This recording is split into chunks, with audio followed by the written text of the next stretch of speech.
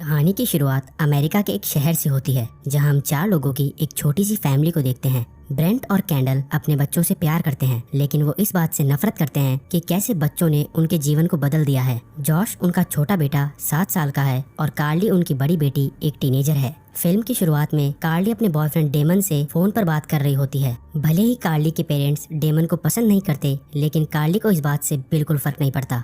Daemon अपना आखिरी school test पूरा करने के बाद कार्ली से शाम को मिलने का प्लान बनाता है। नाश्ते के समय उनकी नौकरानी सुनई एक दिल दहला देने वाली खबर सुनती है, जिसमें एक माँ अपने बच्चे को कार एक्सीडेंट में मरने के लिए छोड़ देती है। सुनई अपनी बेटी लीजा को भी अपने साथ काम पर ले आती है। आज रात को ब्रेंट के माता पिता भी डिनर के लिए उनके घर पर आने वाले हैं। कार्ली रात के खाने को छोड़ना चाहती है ताकि वो डेमन के साथ घूम सके, जिसके कारण कार्ली और कैंडल के बीच बहस हो जाती है। अपनी माँ को बिन बताए कार्ली कैंडल के पर्स से $100 चुरा लेती है ताकि वो अपनी सबसे अच्छी दोस्त रिले के साथ घूमने जा सके। कैंडल उसे स्कूल ले जाती है और रास्ते में उनका एक और झगड़ा शुरू हो जाता है। वहीं दूसरी तरफ घर पर जॉश अपनी टॉय बॉल से अपने पिता ब्रेंट को हिट करता है। ब्रेंट थोड़ी देर तक अपने बेटे को डरावनी और गुस्सैल आंखों से देखता है, लेकिन बाद में वो उसे हंसकर टाल देता है। हालांकि जाने से पहले ब्रेंट जॉश की टॉय कार को लात मारता है। ब्रेंट को जाने के बाद हाउसकीपर सुनई चिकन थपथपा रही होती है। जैसे ही जॉश सुनई की ओर मुड़ता है तो वो देखता है कि सुनई अचानक अपनी बेटी को जान से मार देती है। इसी बीच कैंडल अपने दोस्त जीन के साथ बाहर होती है। वो दोनों कैंडल की बहन जेना के बारे में बातें करते हैं, जो कि प्रेग्नेंट है। जैसे ही कैंडल अपना पर्स चेक करती है तो वो देखती है कि पर्स से पैसे गायब है। तभी जीन दावा करती है कि उसकी बेटी रिले हमेशा उसके पैसे चोरी कर लेती है, जिससे कैंडल को शक होता है कि कार्ली ने भी शायद ऐसा ही किया होगा। यहाँ से सीन चेंज होता है और हम कार्ली को उसके क्लासरूम में देखते हैं। तभी अचानक क्लास टीचर के पास एक कॉल आता है, जिसमें एक स्टूडेंट को प्रिंसिपल्स ऑफिस में भेजने के लिए कहा जाता है। जल्द ही टीचर को कई सारी कॉल्स आने लगती है और स्कूल को पुलिस की गाड़ियाँ चारों तरफ से घेर लेती है। कार्ली और उसकी सबसे अच्छी दोस्त रिले इसके बारे में ज्यादा नहीं सोचते और वो दोनों बाथरूम में चले जाते हैं, जहाँ रिले कार्ली को बताती है कि उसकी माँ कितनी मतलबी है। वो दोनों एक लड़की से खाने की कुछ गोलियां खरीदते हैं और जैसे ही वो बाहर निकलती है पूरे स्कूल में अफरा तफरी सी मच जाती है। सभी बच्चे इधर उधर भाग रहे होते हैं, जबकि आसपास कोई टीचर्स भी दिखाई नहीं देते। कार्ली और रिले भी उसी भीड़ में शामिल हो जाती हैं और देखती हैं कि उनकी क्लासमेट की माँ स्कूल की बाउंड्री को पार करने की कोशिश कर रही है। पेरेंट्स की भारी भीड़ स्कूल के बाहर जमा हो जाती है और सभी पेरेंट्स अंदर आने की कोशिश करते हैं, लेकिन पुलिस और सिक्योरिटी गार्ड्स उन्हें रोक कर रखते हैं। एक बच्चे को कुछ समझ नहीं आता कि अब क्या किया जाए, इसलिए वो अपनी माँ के पास दौड़ता हुआ जाता है, जो कि फिर उसे अपनी कार की चाबियों से बेरहमी से मार देती है। भीड़ पागल हो जाती है क्योंकि सभी माता पिता अपने बच्चों को बेरहमी से मारना शुरू कर देते हैं।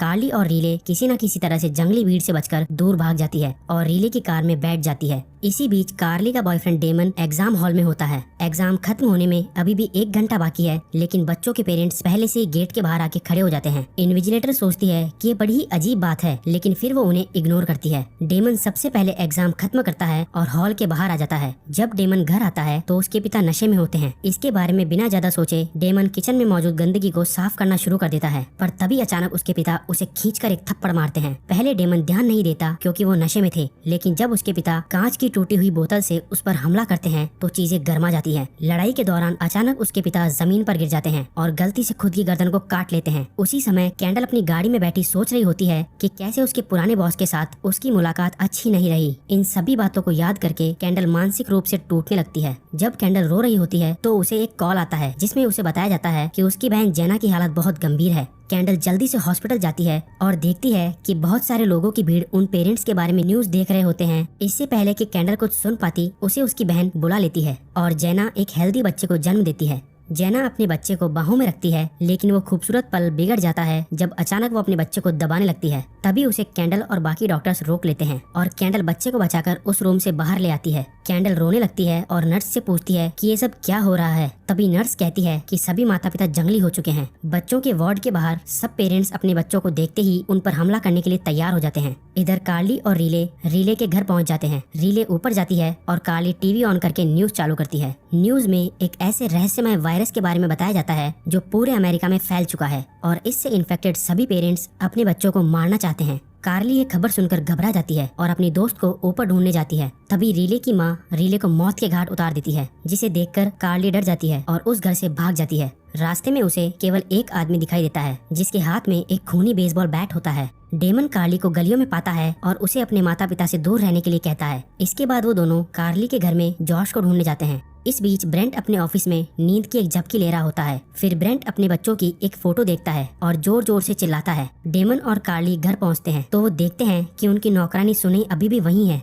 जब वो सुनई को खून में लथपथ देखते हैं तो उन्हें एहसास हो जाता है कि घर में कुछ भयानक हुआ है। कार्ली जल्दी से अपने भाई को ढूंढने जाती है, जबकि डेमन हाउसकीपर पर नजर रखता है। कार्ली जॉश को अपने बिस्तर के नीचे रोता हुआ पाती है, क्योंकि वो डरा हुआ था। गंदगी साफ करने के बाद सुनई अपनी कार में बैठकर चली जाती है, पर ठीक उसके बाद संक्रमित ब्रेंट घर में आता है। जब वो घर के अंदर आता है तो डेमन उस समय रसोई में होता है। जब ब्रेंट डेमन को घर से बाहर निकलने के लिए कहता है, तभी जॉश अपने पिता की आवाज सुन लेता है और बेड के नीचे से बाहर आ जाता है। ब्रेंट डेमन पर हमला करने ही वाला था, पर जॉश की आवाज सुन के वो रुक जाता है। ब्रेंट अपना आपा खो देता है और उन पर हमला करता है। डेमन उन्हें बचाने की कोशिश करता है, लेकिन ब्रेंट एक तेज मुक्का मारकर उसे बेहोश कर देता है। उसके बाद वो जॉश की टॉय कार पर फिसल जाता है, जिससे कार्ली और जॉश को अपने आप को बेसमेंट में बंद करने का मौका मिल जाता है। वो सीढ़ियों से नीचे भागते हैं और देखते हैं कि बेसमेंट में सब कुछ तबाह हो गया है। आज से 3 हफ्ते पहले ब्रेंट एक पूल टेबल लाया था, लेकिन जब कैंडल पूल टेबल देखती है और उसकी कीमत पूछती है तो प्राइस सुन के कैंडल के होश उड़ जाते हैं। जैसे ही दोनों में लड़ाई होती है, ब्रेंट एक हथौड़ा निकालता है और अपने द्वारा बनाई गई सभी चीजों को तोड़ देता है। ब्रेंट कहता है कि वो वापस अपना बचपन और जवानी महसूस करना चाहता है, लेकिन वो जानता है कि ये संभव नहीं है। कैंडल इस बात से सहमत होती है और खुद भी ये कहती है कि उसने भी अपने परिवार के लिए अपने सपनों का त्याग किया है। यहाँ से सीन शिफ्ट होता है और हम आज के दिन में वापस आते हैं। कैंडल इस उम्मीद में घर वापस जाती है कि उसके बच्चे ठीक होंगे।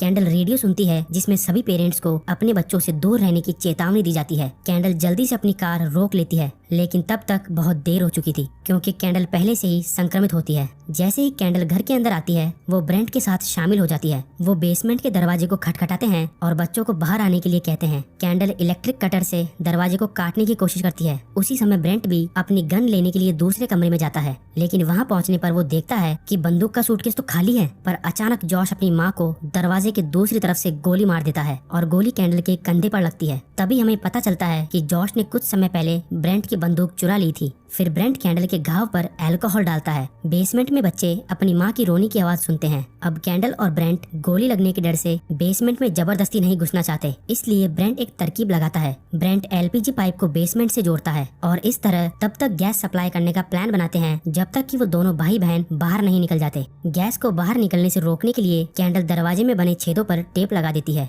जब कार्ली अपनी उंगलियां बाहर निकालकर थोड़ा और पता लगाने की कोशिश करती है, तो तभी अचानक उसकी माँ फिर से उस पर हमला करती है। जैसे ही गैस बेसमेंट में भरना शुरू हो जाती है, तो कार्ली समझ जाती है कि उसके पेरेंट्स क्या करने की सोच रहे हैं। जब गैस की वजह से दोनों बच्चों को खांसी होने लगती है, तो कार्ली एक प्लान बनाती है। वो एक माचिस ढूंढती है और ध्यान से बॉक्स की पट्टी को एक तरफ से फाड़ती है। फिर वो इस पट्टी को माचिस की कुछ तिल्लियों के साथ दरवाजे के नीचे जोड़ देती है। इस तरह से जब दरवाजा खुलेगा तो माचिस की तीली से आग लग जाएगी और गैस की मौजूदगी के कारण खतरनाक विस्फोट हो जाएगा। फिर कार्ली और जॉश एक खिड़की से होकर तहखाने से बाहर निकल जाते हैं। जब कैंडल और ब्रेंट देखते हैं कि बच्चे चुप हो गए हैं, तो वो दरवाजे में एक छेद करते हैं। कुछ न दिखाई देने पर फिर वो दरवाजा खोलते हैं, जिससे एक जोरदार धमाका होता है। ब्रेंट गंभीर रूप से घायल हो जाता है, लेकिन कैंडल बच जाती है और बच्चों को हॉल में पाती है। कैंडल उन्हें मारने की कोशिश करती है, लेकिन डेमन जो अभी भी जिंदा है उन्हें बचाने की कोशिश करता है। फिर डेमन और कार्ली कैंडल को पकड़कर उसे कबर्ड में बंद कर देते हैं, लेकिन तभी कैंडल डेमन के गाल में तार घुसा देती है और उसके तुरंत बाद डेमन को रेलिंग से धक्का दे देती है। ब्रेंट और कैंडल अपने बच्चों को मारने के लिए उनके पास जाते हैं, लेकिन इससे पहले कि वो कुछ कर पाते, दरवाजे पर घंटी बजती है और ब्रेंट के माता पिता यहाँ आ जाते हैं।